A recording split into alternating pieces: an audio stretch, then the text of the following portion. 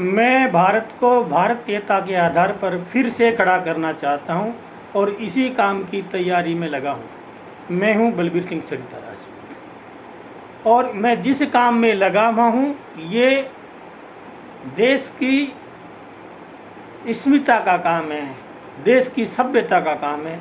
ये कोई व्यक्ति विशेष की लड़ाई नहीं है, किसी व्यक्ति विशेष से मेरा कोई लेना देना नहीं, कोई झगड़ा नहीं है। और मैं सिर्फ भारत को भारतीयता के आधार पर फिर से जिंदा करके खड़ा करना चाहता हूं और मैं इस काम की तैयारी में लग चुका हूं। और इस भारतीयता के आधार पर अगर मैं राजनीति को देखूं मेरी नज़र से, तो राजनीति सिर्फ मेरी नज़र में एक घर में एक टॉयलेट रूम के बराबर है, के समान है। जिस प्रकार से एक घर के अंदर एक टॉयलेट का एक छोटा सा कोना होता है, एक रूम होता है, बस वहीं तक मेरी नज़र में राजनीति है और उसको वहीं तक रखना भी चाहिए। अगर पूरे घर को टॉयलेट बना दिया जाएगा तो फिर आपको घर से निकल कर के बाहर भागना पड़ेगा। और इसीलिए राजनीति और राजनेता मेरी नज़र में सिर्फ एक टॉयलेट कॉर्नर की तरह है, कुछ समय के लिए है, हमेशा के लिए नहीं है। और इसलिए मैं आप सभी लोगों को भी बोलता हूँ, इन लोगों को हम लोगों ने बहुत ज़्यादा ही सिर पे चढ़ा दिया है। आप लोग इन नेताओं को इतना सिर पर मत चढ़ाइए। ये किसी भी काम के नहीं हैं।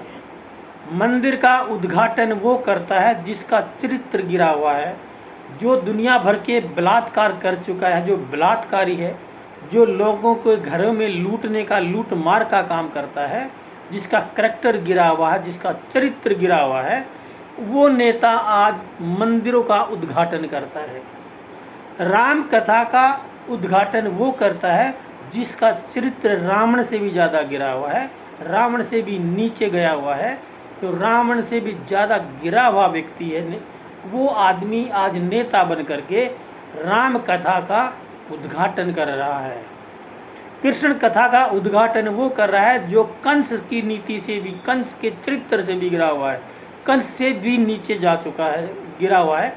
वो व्यक्ति आज कृष्ण कथा का शुभारंभ करता है, उद्घाटन करता है। तो आप इन लोगों को कम सिर पर चढ़ाइए, क्योंकि हम लोगों ने इन नेताओं को बहुत ज़्यादा सिर पर चढ़ा लिया है। जबकि हमको सब कुछ पता होते हुए भी कि ये चरित्रहीन है, ये चोर है, लुच्चा है, लफंगा है, लंपट है, फिर भी हम लोग उनके सामने मालाएं लेकर के खड़े होते हैं, उनको माला पहनाने के लिए। मत करो भैया, ये काम मत करो। ये वो लोग हैं जो आपकी धन संपत्ति को लूटते हैं, आपके घरों को लूटते हैं, आपके बच्चों की आज़ादी को लूटते हैं, आपकी खुशियों को लूटते हैं, आपके बच्चों की खुशियों को लूटते हैं, इस समाज उस देश को लूटते हैं। इसलिए इनको अपनी जगह ही रहने दो। इनकी जहां औकात है, इन नेताओं को, इन राजनीतिक पार्टियों को वहीं तक रहने दो। अपने ज़मीर में जीना सीखो मेरे भाइयों, क्योंकि जब आप अपने ईगो में जीने लगेंगे, आप अपने ज़मीर में जीने लगेंगे, तो इनको समझ में आ जाएगा। फिर ये वही काम करेंगे जो आप कहेंगे, ये वैसे ही चलेंगे, और जो आप कहेंगे वही ये काम करेंगे। अब क्या है कि अब हम जरा सा भी कोई काम करते हैं, जरा सी किसी भी चीज़ का उद्घाटन करते हैं, दुकान का उद्घाटन करते हैं, गृह प्रवेश करते हैं या कुछ भी करते हैं, इनको कार्ड देने पहुंच जाते हैं। और जब फिर ये आते हैं तो इनको दरवाजे के ऊपर इनका स्वागत करने के लिए बड़ी सी फूलों की माला लेकर के खड़े हो जाते हैं। जबकि हमें पता है कि ये भ्रष्टाचारी है, ये लुटेरा है, ये चरित्रहीन है, सारे ऐब हैं इसके अंदर, ये लंपट है, बेईमान है, चोर है, लुच्चा है, लफंगा है। मगर फिर भी हम लोग इनके सम्मान में माला लेकर के खड़े हो जाते हैं और इनके बगल में फ़ोटो खिंचाने के लिए हम इतने पागल रहते हैं, इतने पागल हो जाते हैं कि नेताजी आए फ़ोटो खिंचवानी है। ये कुछ भी नहीं है, ये सिर्फ और सिर्फ आपको लूटने वाले, आपके बच्चों का रोटी छीनने वाले, आपका और आपके और आपके बच्चों का सुख चैन छीनने वाले।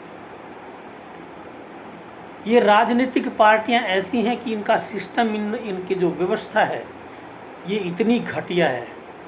अगर अमेरिका में अगर किसी व्यक्ति के घर में आग लग जाए मान लो, तो सबसे पहले वहाँ पर आएगा फायर ब्रिगेड की गाड़ी आएगी, वो आकर के वहाँ आग बुझाने का काम करेगी। जैसे ही फायर ब्रिगेड की गाड़ी आग बुझा करके जाएगी, तुरंत उसके घर के अंदर LIC वाला, इंश्योरेंस वाला आ जाएगा और वो इंश्योरेंस का जितना सामान जला है, जितना घर का नुकसान हुआ है, उसका कैलकुलेशन करेगा और उतने का चेक थमा करके चला जाएगा। उसके बाद में वहाँ पर आएगी वहाँ की पुलिस और सारी चीज़ों का जायजा लेगी, उसकी रिपोर्ट लिख करके चली जाएगी और आगे की कार्रवाई शुरू हो जाएगी।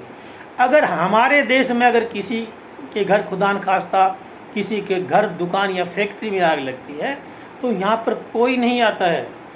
यहाँ पर सिर्फ सबसे पहले आएगा तो पड़ोसी आएगा। फायर ब्रिगेड को आप 100 बार फ़ोन करेंगे, वो बार बार आप बहाना करेगा कि हम पानी नहीं है, पानी का टैंक भर रहे हैं, हम ये चीज़ नहीं है, वो इकट्ठा कर रहे हैं, ये नहीं है, वो ले रहे हैं। वो आते आते तो आपका घर, दुकान सब कुछ जलकर राख हो जाएगा।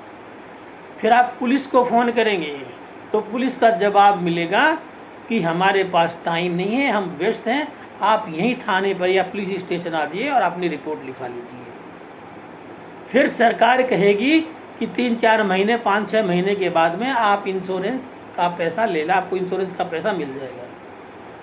फ़र्क ये है हमारी सभ्यता में, हमारी संस्कृति में और अमेरिका की संस्कृति में। वहाँ जब आग लगती है तो सबसे पहले फायर ब्रिगेड, पुलिस और इंश्योरेंस वाले आते हैं, वहाँ पड़ोसी नहीं आता है। और हमारे देश में सबसे पहले अगर आपके घर में, दुकान में, फैक्ट्री में कहीं भी आग लगती है तो सबसे पहले हमारे देश में हमारा पड़ोसी आता है, बाकी चीज़ें नहीं आती हैं। और जो चीज़ें हमारे देश में जो बची हुई हैं उनको हमने संजो करके रखना है और अच्छा करना है। जो चीज़ें, जो व्यवस्थाएं, जो संस्कृति, जो सभ्यता जो हमारे देश की ख़त्म हो गई है, उसको हमें पुनः जगाना है, जिंदा करना है, उसको जागृत करना है। ये फ़र्क है हमारे और दूसरे अमेरिका जैसे देशों के अंदर। तो इसलिए सरकार और सरकार के नेताओं को बस वहीं तक रखिए जहाँ तक इनकी औकात है।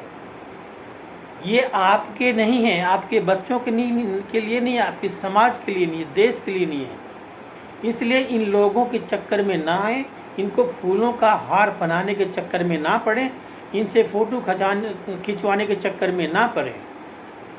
ये लुटेरे हैं, बेईमान हैं, लुच्चे हैं, लफंगे हैं, लंपट हैं। 17 साल तो पहले जब देश आज़ाद हुआ, तो जब सरकार बनी, पहला प्रधानमंत्री बना पंडित जवाहरलाल नेहरू। 17 साल पंडित जवाहरलाल नेहरू देश की गरीबी मिटाते मिटाते चले गए। जब सबसे पहला जब भाषण दिया था संसद में पंडित नेहरू ने, तो उसके भाषण में सबसे पहला शब्द था कि हम सबसे पहले देश की गरीबी को मिटाएंगे। मगर 17 साल प्रधानमंत्री पंडित नेहरू प्रधानमंत्री रह करके चले गए, मगर इस देश की गरीबी नहीं मिटी। उसके बाद आ गई उनकी बेटी श्रीमती इंदिरा गांधी। 14 साल श्रीमती इंदिरा गांधी इस देश में प्रधानमंत्री की सीट पर राज करके चली गई। वो भी देश की गरीबी मिटाते मिटाते चली गई, मगर देश की गरीबी नहीं मिटी। उसके बाद आ गए उनके सपुत्र स्वर्गीय राजीव गांधी जी। 5 साल वो बने रहे, मगर तब भी इस देश की गरीबी नहीं मिटी।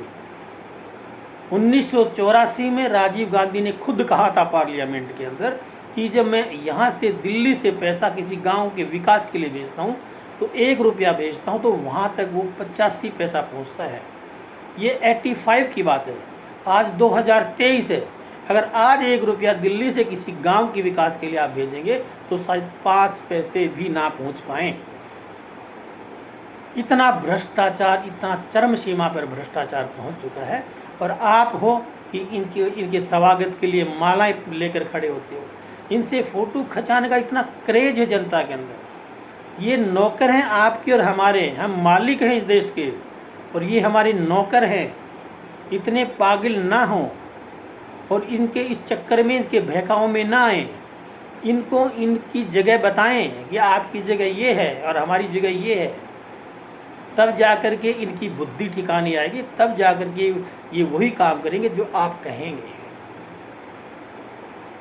इसलिए इन नेताओं के, इस राजनीतिक पार्टियों के चक्कर में ना आए। ये सिर्फ जो नेता हैं, राजनीतिक जो नेता हैं, ये सिर्फ एक मकान में जितना एक कॉर्नर होता है टॉयलेट का, सिर्फ उतना मात्र भर है, और जहाँ हम 10-5 मिनट बैठते हैं बस सिर्फ उतना ही रखो इनको, बस पूरी तरह से इनको सर पर मत चढ़ाओ। आपसे अपील है, आपसे विनती है। तो आज के अंक में बस इतना ही। कल फिर मिलेंगे किसी और मुद्दे पर। जब तक मेरा वीडियो शेयर करिए, लाइक करिए, सब्सक्राइब करना ना भूलिए। जय हिंद, जय भारत।